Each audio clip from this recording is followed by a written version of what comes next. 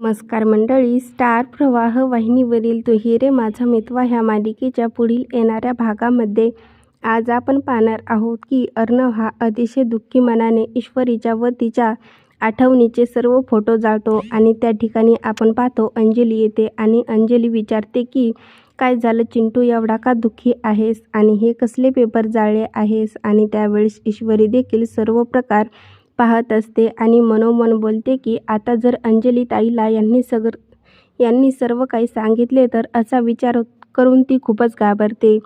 तर इकडे आपण पाहतो की वल्लरी मात्र अतिशय राग आलेला असतो आणि ती बोलते, मला तर वाटले हा स्वतःचे लग्न मोडूनच येणार की काय, परंतु असे झाले नाही. पण मी देखील वल्लरी आहे, मी अस्वस्थ बसणार नाही. या दोघांचा संसार मोडल्याशिवाय मला आता चैनच पडणार नाही आणि ती मनोमन शपथ घेते.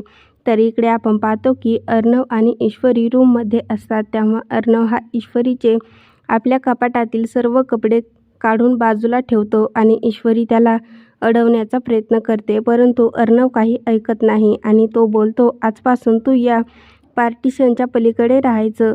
जसे मला तुझा चेहरा पाहण्याची अजिबात इच्छा नाही, तसेच तुझा आवाज देखील ऐकण्याची इच्छा नाही. त्यामुळे तू आजपासून या घरामध्ये राहून देखील माझ्यापासून वेगळी राहणार आहेस. आणि तेव्हा ईश्वरीला मात्र अतिशय दुःख झालेले असते. आता पुढील येणाऱ्या भागामध्ये ईश्वरी ही कशाप्रकारे तिच्यावर व तिच्या आईवर आलेला आरोप खोटं असल्याचे सिद्ध करून दाखवणार हे पाहणं खूपच मजेदार ठरणार आहे. तू ही रे माझा मितवा ह्या मालिकेचे नवनवीन अपडेट पाहण्यासाठी माझ्या चॅनलला लाईक करा, शेअर करा आणि सबस्क्राईब करायला विसरू नका.